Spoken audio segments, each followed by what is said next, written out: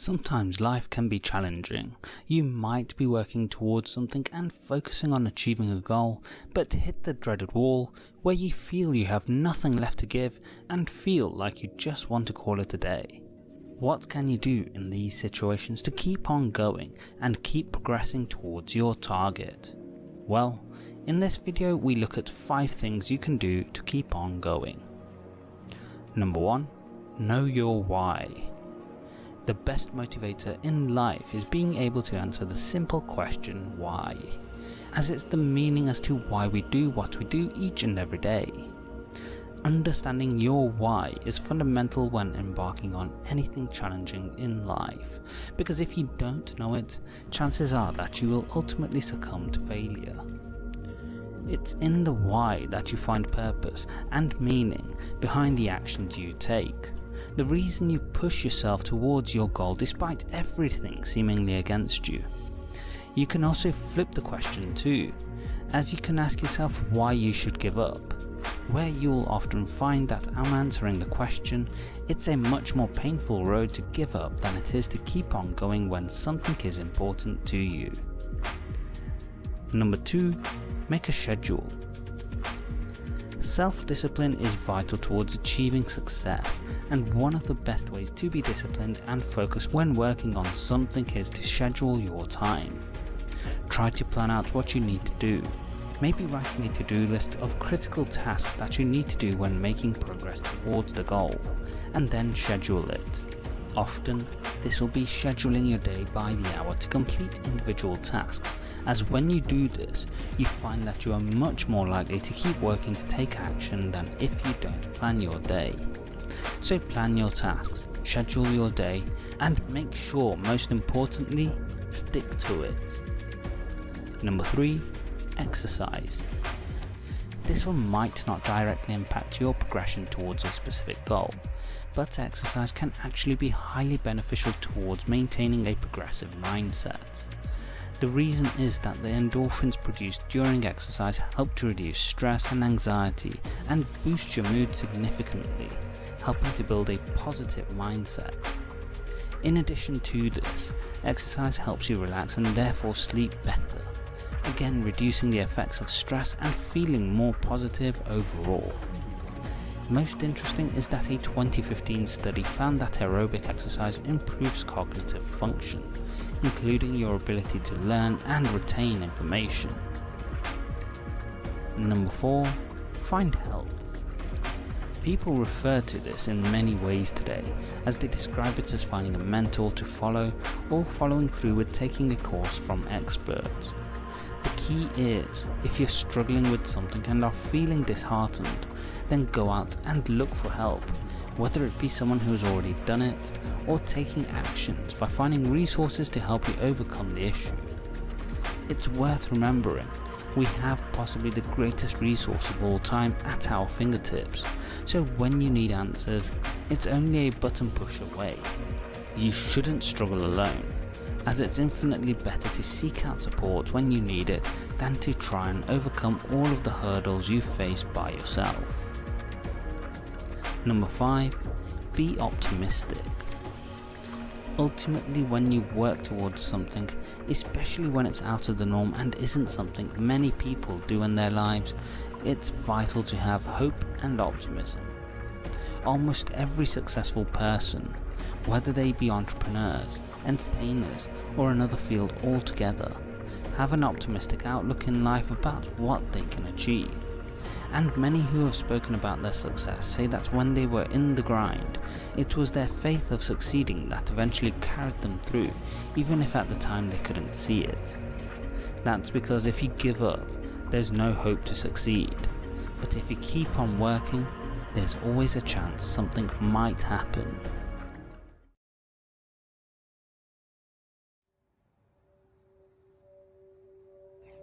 Rise up, people.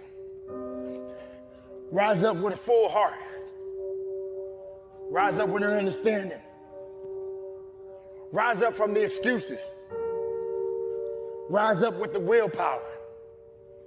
And understand that it's up to you to make a difference. Sometimes it gets tough. Sometimes you get to a point where you don't want to push yourself. Pushing the world is just a part of it. And sometimes the world can be very nasty. It can put you in a position where you don't understand what to do next. But I'm here to let you know, ladies and gentlemen, everything starts with you. Everything necessarily is not about you, but it definitely starts with you. If you're not willing to put the work in, if you're not willing to go a little bit higher, a little bit further, and understanding that work is good, prosperity is good, success is good, life is good, but these excuses always tend to show up in your life. This thing that you continue to hold on, this pity party that you continue to possess in your life tends to hold you back. But what are you going to do? You're going to have to suffer sometime in your life. You're going to have to feel something sometime in your life. Why is it every time you wake up, you want to have something handed to you? Why can't you earn it yourself? Why do you feel like everybody owes you something? It starts with you.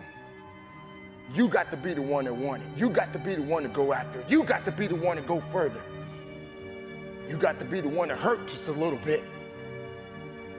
So what? Maybe you don't like the situation you're in. Maybe you don't like the circumstances you're in. Then what are you going to do about it? What are you going to do? You're going to cry?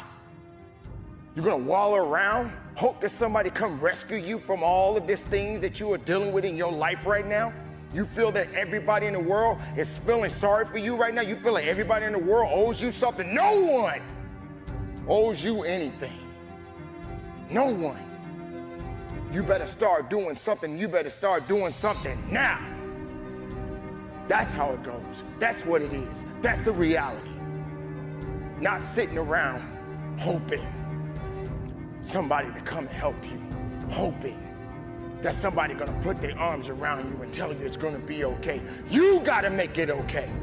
In fact, you gotta make it better than okay. You got to go beyond.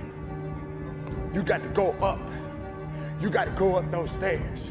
You got to go up that mountain. You got to do whatever it is that's gonna take to make you strong and better and more efficient. That's what you gotta do. Whatever it takes, whatever the know-how you have inside. Don't let nothing, and I mean nothing, stop you. Nothing under the sun can control what's yours. Nothing under the sun can control what's already been written for you. You just got to keep going up. So rise up every step. Rise up every opportunity. Rise up. When it gets higher, you get higher mentally. Rise up. You make it to the top. And when there's nothing else left to go up to, find something else to climb up. And yeah, you're gonna fall. Yeah, you're gonna stumble. Yeah, there's gonna be some mistakes on the way. It doesn't mean that it's over. It means you got to keep living. It means you got to keep going. It means you got to keep believing and finding and go after it. Because success is not looking for you. Success ain't coming for you. You got to be the one to go after it. Choice is up to you. Make it happen and conduct your business.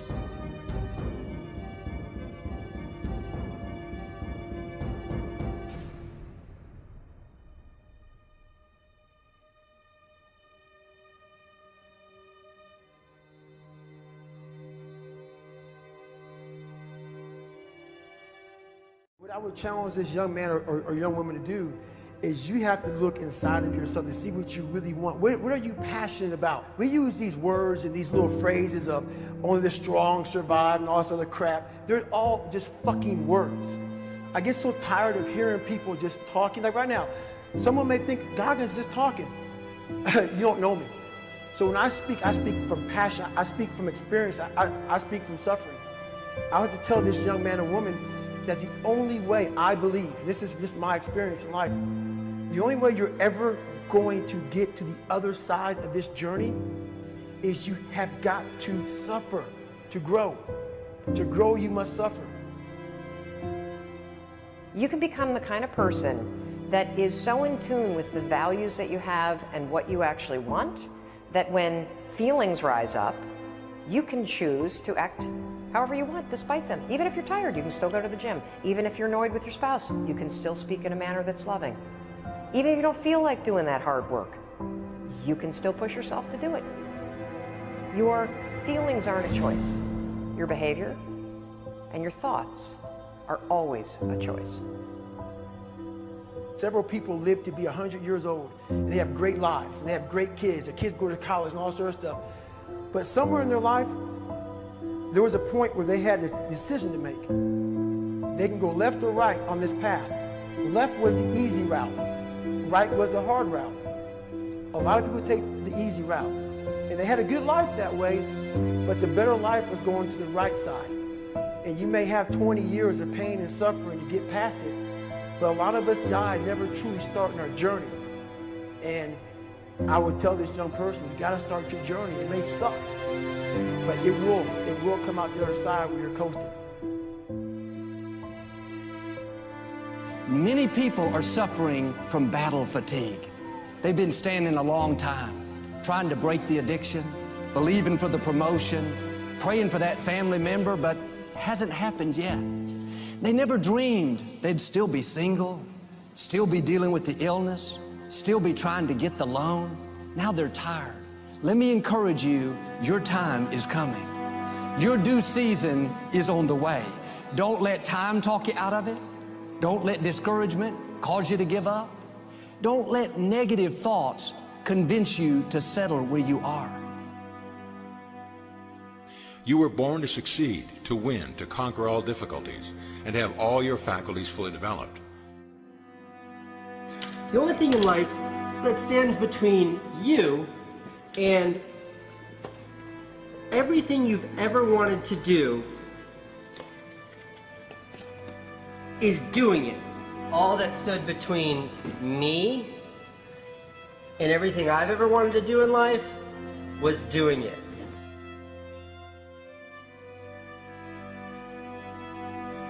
You have to trust your own voice, your own ideas, your honesty, your vulnerability, and through this you will find your way. You do not have to be fearless. Just don't let fear stop you. Live like this as best you can, and I guarantee you will look back on a life well lived. You are capable of greatness in your profession, and more importantly, in your quality of self. Stay hungry. Stay young at heart. Take those risks. You are going to change the world around you in big ways and in small. If we want to go somewhere, you got to do it. One of the great secrets in life to becoming successful, whether it's in a business, whether it's working with someone or for someone or in your own personal life, is be prepared in life for a lot of rejection. Because if you're prepared for a lot of rejection, it comes, you don't get turned off, you don't get disappointed, like, well, I'm not going to do this anymore, no one thinks it's a good idea. We need trust, right? We need trust. When we're surrounded by people who believe what we believe and trust starts to emerge, when we trust them and they trust us, we're more willing to take risks. We're more willing to experiment, which requires failure. We're more willing to explore and go somewhere that no one has ever gone before, with the confidence that if we fail, if we trip over, if we turn our backs, that those within our community, those who we trust and who trust us, will look after us while we're gone, will pick us up when we fall over, will help us when we're hurt. Our very survival depends on it. Courage, someone who has the courage no matter what to believe in something wholeheartedly and follow that with faith and courage to just go. And if I was able to do it, you can too. You know, but you need to start making that choice. You need to make that choice right now for yourself. The school system is actually teaching people to be poor. The school system will never teach you about money. The school system was designed to teach you to be an employee or a doctor or a lawyer, a specialist, but never about money. My father was the head of education, PhD, all that stuff. I go home and ask him, I said, why don't we learn about money in school?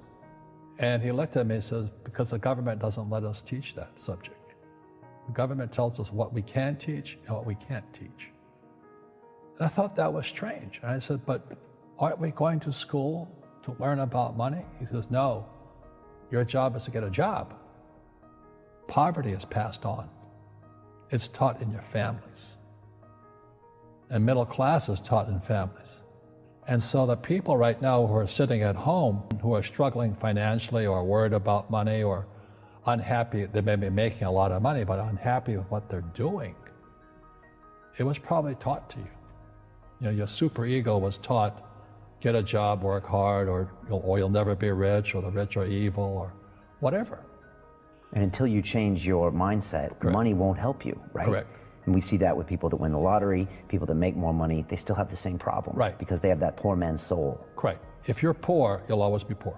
That's really hard for people to understand. Yeah, the money will disappear that fast. Just like most pro athletes, they make millions of dollars, and what 65% are bankrupt 5 years later.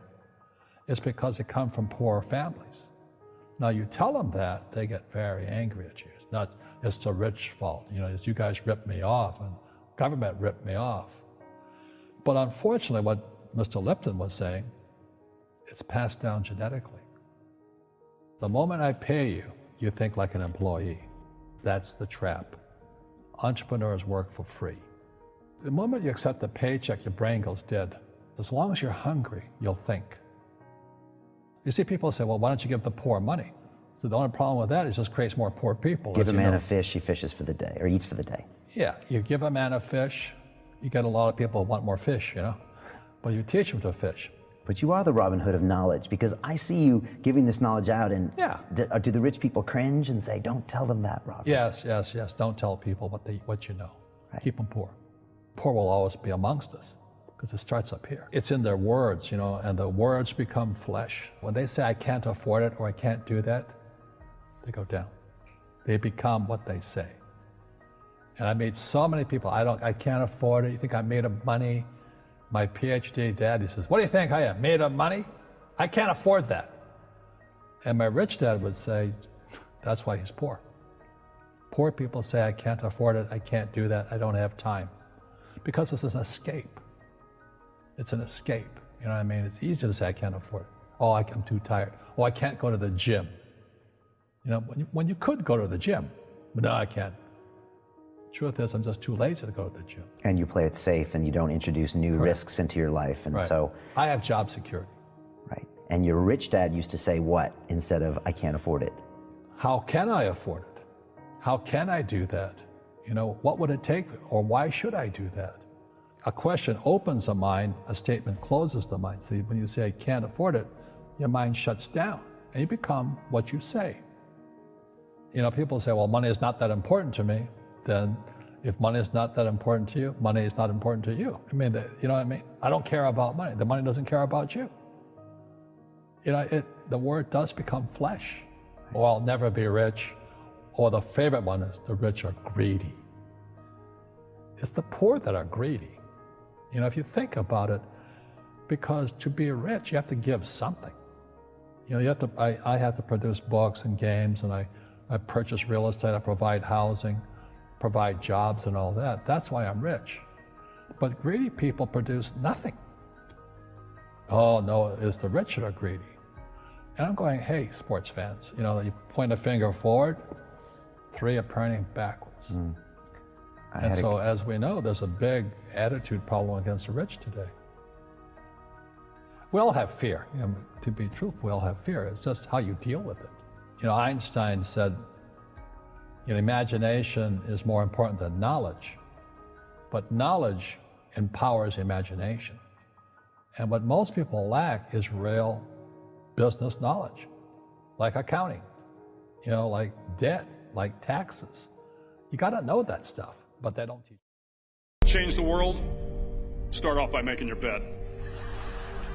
If you make your bed every morning, you will have accomplished the first task of the day. It will give you a small sense of pride, and it will encourage you to do another task, and another, and another. And by the end of the day, that one task completed will have turned into many tasks completed. Making your bed will also reinforce the fact that the little things in life matter. If you can't do the little things right, you'll never be able to do the big things right. And if by chance you have a miserable day, you will come home to a bed that is made, that you made. And a made bed gives you encouragement that tomorrow will be better. To pass SEAL training, there are a series of long swims that must be completed. One is the night swim. Before the swim, the instructors joyfully brief the students on all the species of sharks that inhabit the waters off San Clemente. They assure you, however, that no student has ever been eaten by a shark, at least not that they can remember. But you are also taught that if a shark begins to circle your position, stand your ground. Do not swim away. Do not act afraid. And if the shark, hungry for a midnight snack, darts towards you, then summons up all your strength and punch him in the snout, and he will turn and swim away. There are a lot of sharks in the world. If you hope to complete the swim, you will have to deal with them. So if you want to change the world, don't back down from the sharks. Over a few weeks of difficult training, my SEAL class, which started with 150 men, was down to just 42. There were now 6 boat crews of 7 men each. I was in the boat with the tall guys, but the best boat crew we had was made up of the little guys, the Munchkin crew, we called them. No one was over 5'5". The Munchkin boat crew had 1 American Indian, 1 African American, 1 Polish American, 1 Greek American, 1 Italian American, and 2 tough kids from the Midwest. They out-paddled, outran, and outswam all the other boat crews. The big men in the other boat crews would always make good-natured fun of the tiny little flippers the Munchkins put on their tiny little feet prior to every swim. But somehow these little guys from every corner of the nation and the world always had the last laugh, swimming faster than everyone and reaching the shore long before the rest of us. SEAL training was a great equalizer. Nothing mattered but your will to succeed, not your color, not your ethnic background, not your education, not your social status. If you want to change the world, measure a person by the size of their heart, not by the size of their flippers. The 9th week of training is referred to as Hell Week. It is 6 days of no sleep, constant physical and mental harassment, and 1 special day at the Mud Flats. The Mud Flats are an area between San Diego and Tijuana where the water runs off and creates the Tijuana Sloughs, a swampy patch of terrain where the mud will engulf you. It is on Wednesday of Hell Week that you paddle down to the Mud Flats and spend the next 15 hours trying to survive this freezing cold, the howling wind, and the incessant pressure to quit from the instructors. As the sun began to set that Wednesday evening, my training class, having committed some egregious infraction to rules, was ordered into the mud. The mud consumed each man till there was nothing visible but our heads. The instructors told us we could leave the mud if only 5 men would quit. Only 5 men, just 5 men, and we could get out of the oppressive cold. Looking around the mud flat, it was apparent that some students were about to give up. It was still over 8 hours till the sun came up. 8 more hours of bone-chilling cold. The chattering teeth and the shivering moans of the trainees were so loud, it was hard to hear anything. And then one voice began to echo through the night. One voice raised in song.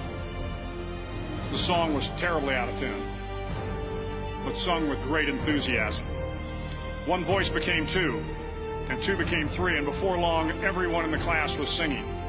The instructors threatened us with more time in the mud if we kept up the singing, but the singing persisted, and somehow the mud seemed a little warmer, and the wind a little tamer, and the dawn not so far away. If I have learned anything in my time traveling the world, it is the power of hope. The power of one person, a Washington, a Lincoln, King, Mandela, and even a young girl from Pakistan, Malala. One person can change the world by giving people hope. So if you want to change the world, start each day with a task completed. Find someone to help you through life. Respect everyone. Know that life is not fair and that you will fail often. But if you take some risks, step up when the times are the toughest, face down the bullies, lift up the downtrodden, and never ever give up. If you do these things, the next generation and the generations that follow will live in a world far better than the one we have today. And what started here will indeed have changed the world for the better.